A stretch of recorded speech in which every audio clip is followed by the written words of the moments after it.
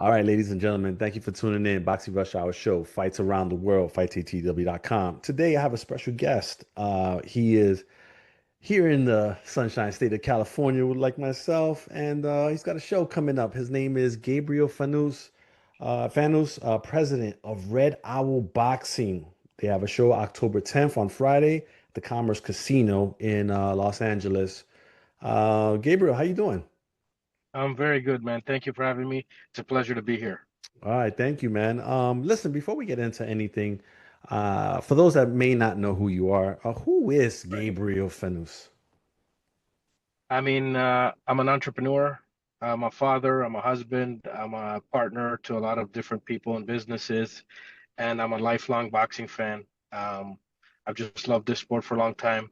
I kind of stumbled into it by accident, trying to help a kid out to become a world champion, which is the same way that a lot of us get into this sport. But I just caught the bug. It's a very fun project. It's a passion project for me, and I just want to make a contribution to, giving people opportunities to chase their dreams. I've been very fortunate. I get to live out my dreams every day, so I got to pay it forward and help some of these kids take it to the next step in their careers. That's what this project's all about. All right, and then so like I was gonna ask you when the idea of getting into boxing took place, but you answered that. But the concept of Red Owl Boxing, how did that formulate? Well, look, I noticed trying to help this kid out, when I first stumbled into the sport that like at the time, which wasn't even that long ago, but at the time it was really difficult to find fights for people if you weren't signed to like a big promoter or if you're maybe an independent, didn't have like a good management team behind you. So I just realized like, prospects weren't really fighting at the time that I started doing this. And this is a prospect series for like fighters between 5 and 20 wins, right? That's like the genesis of it was like, let's build a platform that's consistent. Let's build some great storylines. Let's build an arena so that we don't bounce around from one place to the next. Let's put the infrastructure in place. Let's make an investment in this sport. And let's see if we can put on a good boxing product so that the fans can enjoy it as much as I enjoy putting it on.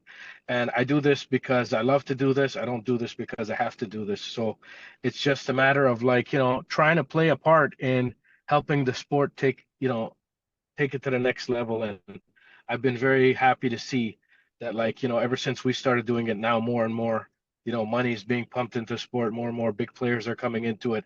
Prospect series now have become more popular, and more people are spending time to develop prospects. And it's just like, that's the fun for me. Like, when I'm watching great fights, it's sometimes watching that guy that is unknown or someone who's maybe like a amateur champion, has a pedigree, or an Olympian, okay, getting an opportunity to turn pro and like, see what they really got. And to me, it's just like some of the best fights I've ever seen in my life. It's just like they weren't necessarily, perfect records. Some of them were lopsided records. A lot of them were not for any kind of like meaningful title. So it's just like the sweet science is the sweet science.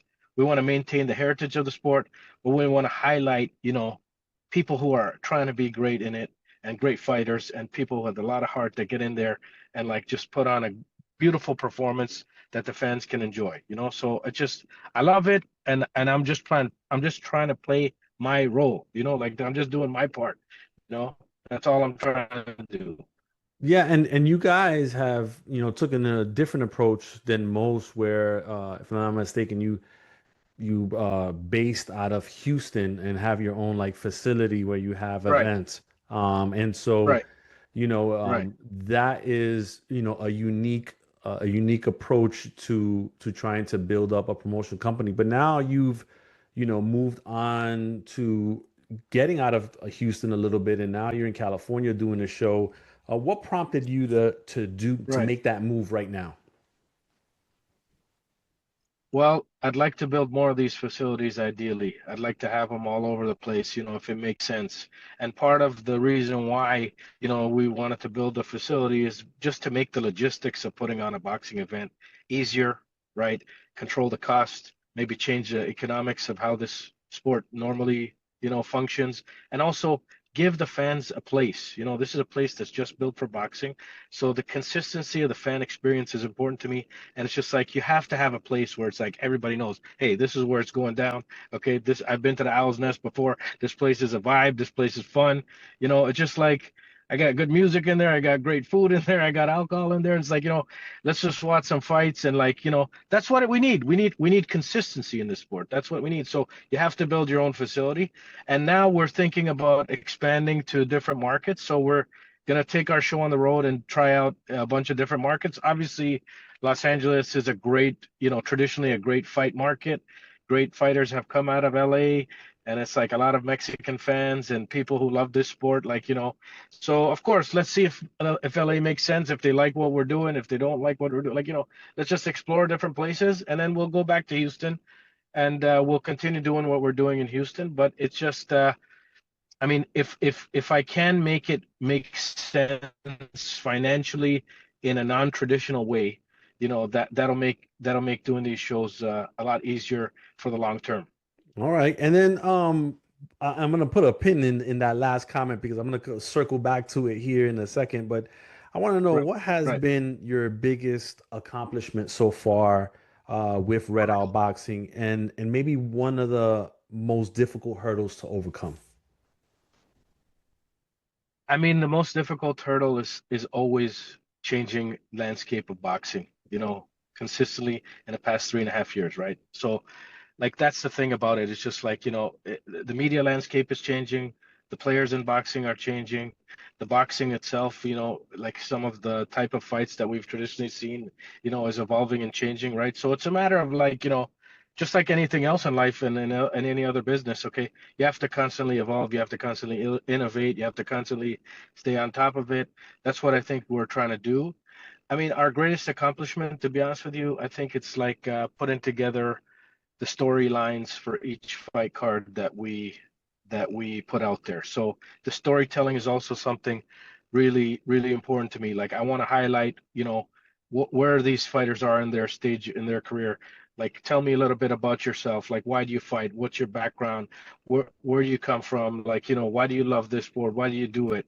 What's your family like? What's your what, just tell the fans a little bit about like, why we're choosing to put these fights on, right? So I think having an intro fight every box fest is great.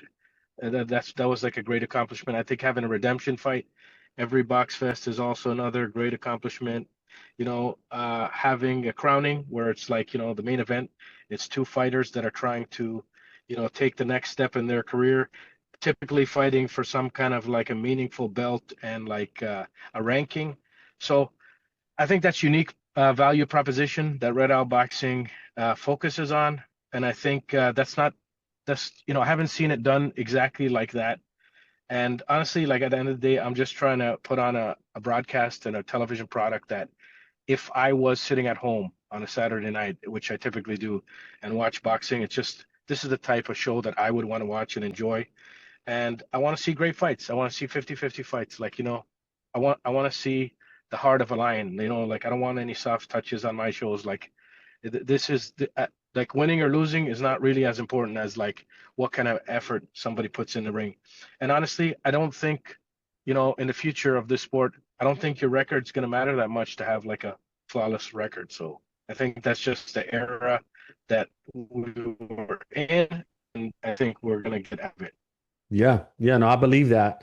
And listen, on Friday night, Commerce Casino, right? Your main event is Deontay Brown, 16 and I missed you. Oh, Yeah, yeah. 16 and 0. Yeah, Yeah, yeah, 16 and yeah. 0, No, your video 11 your KOs. your video went out. Oh, sorry, Yeah, Brandon. yeah. Let me just. There you go. So 16 and 0, 11 KOs against Grimardi Machuca, 17 and 2, 4 KOs for the WBA Continental Americas Super Featherweight title. Your video went out again. Um, and Yeah, give us a little insight on why this fight was picked to headline this specific event. Deontay Brown is a really talented kid. We believe in him, and he's a southpaw. He's slick. He He knows how to take care of himself in there, and it says styles make fights, So it's just like we're putting him in tough against an opponent there that, like, a lot of people, like, I feel like, and he feels like, Deontay Brown, a lot of people have been ducking him, So it's just like, we want to see, if he can test himself. We want to see him be great. We want to see if he could take the next step in his career. And we're excited to watch this fight. I mean, like, it's not, again, all the fights that we try to put on, okay, these are really, truly, we try to make them 50-50 fights. I think that's part of the message that we want to get across, is that, like, win, lose, or draw is not as important as putting on a great fight. And that's our philosophy on that.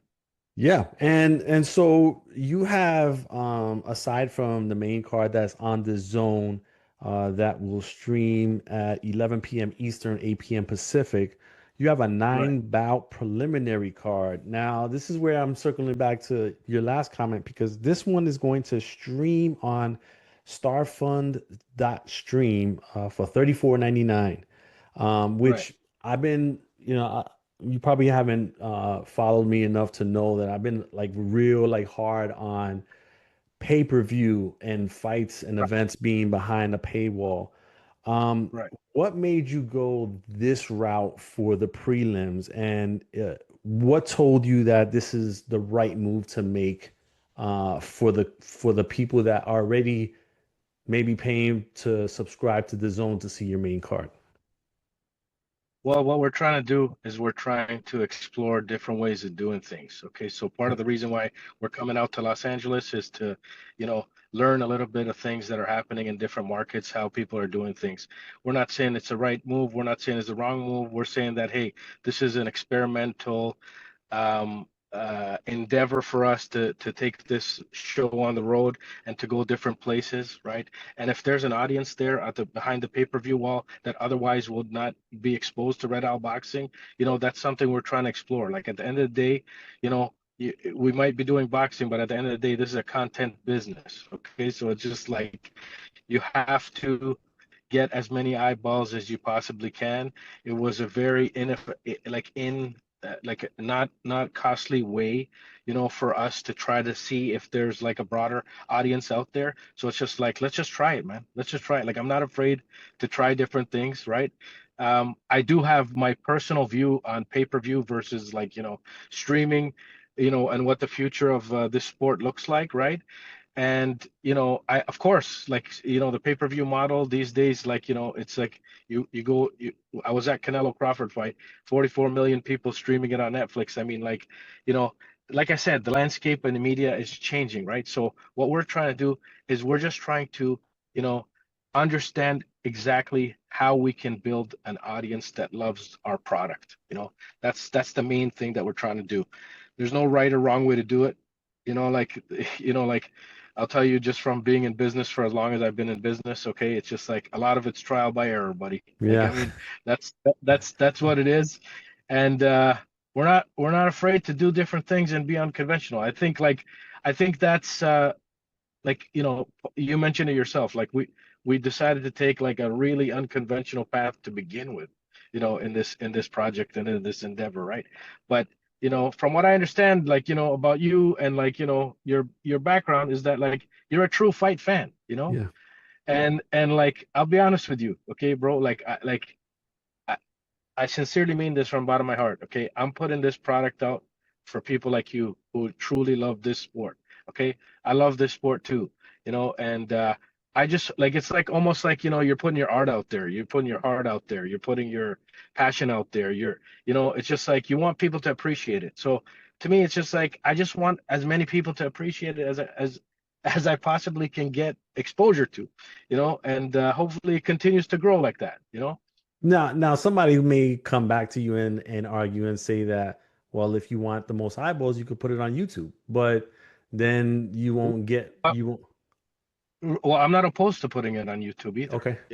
And as a matter of fact, I'll tell you something else, is that, like, you know, uh, in Houston, we typically don't have this large of an undercard. That's another learning that we're learning here in California, right? California apparently likes a lot of undercard, right? It's just like, like we typically don't follow this type of structure. But again, we're open to it, right? And we're gonna see if it works and what doesn't work, and we can pick and choose what we like to do. But absolutely, if that's what the fans want and they want to put it on YouTube, I'm totally fine with that, man. Like I'm totally fine with that. I just wish that people tune in. Like the part of the outreach that we're doing here and doing these interviews and letting people know is because we want people to know, hey, this is a company that cares about boxing fans, man. Absolutely. All right. And then, so I guess ultimately, why should fans tune in, period? Whether it's the prelims, whether it's the main card in the zone, whether it's both, whether it's live at the Commerce Casino. Why should fans be interested in this event? I mean, this is a boxing fan's love letter to other boxing fans. Okay. I mean, this is a passion project for me, man. I'm telling you the truth, okay? Like, I don't have to do it, but I do it because I love to do it. And I'm trying to put out a good boxing product for fans to enjoy. And I know there's a group of hardcore boxing fans out there, especially in the United States, that are like me, that like, just watch any kind of boxing, that you can get your eyeballs on, right? And you watch a Red Out boxing show, you can expect an intro fight, you can expect a redemption fight, you can expect a crowning fight, and you can expect great fights, man. Like that's what it's all about. And we got Sean Porter on the broadcast, we got Corey Erdman doing his thing, right? We try to bring great talent, and we try to put together a great product. We're trying to build a brand. Okay, this is a brand that I want to be recognized for just great content, great fights, and a great time. Like if you're at Commerce Casino, I hope we're gonna have a great time, and I hope to see you there too if you want to come out and have a good time. Okay, because I'm in it to have fun too. Like I'm like I don't just put on the shows. Like I mean, I'm there. I'm having a great time. All my friends come out with me. Like we live in Toronto, so it's like a lot of people fly out to these shows with me, and we just have fun. So it's a great project. It's very rewarding. And you know what? Who knows, man? Maybe there's one or two world champions that come out of this platform, and it's like that's not a bad thing, right? Yeah, So absolutely. Absolutely. Lastly, what do you have in store for 2026 that fans can look forward to? 2026, we're going to continue to take a show on the road. Okay, LA is our first stop, right? We're looking at other markets, right? We're looking at potentially Philadelphia, Florida, Kansas City, exploring those places. But we want to, continue to bring great fights to fans. As you know, our main broadcast distribution partner is DAZN. Okay, all of our fights can be watched on DAZN, and we're going to keep signing great talent, and we're going to keep giving them an opportunity to shine. And next year it's going to be, the best is yet to come. Let's try to do something great, man. We're chasing greatness out here, man. That's what we're trying to do. Okay. And hopefully there's a market for greatness. Who knows? That's what's up. Hey, listen, Gabriel, I appreciate your time. Thank you so much. Wish you the Yeah, I best of luck appreciate it, with man. everything that you got going on. Thank you so much, man. And any show that I do, you're more than welcome to come out, bro. You just send me a note and I get you credentialed right quick. Okay. Thank you, man. I appreciate that.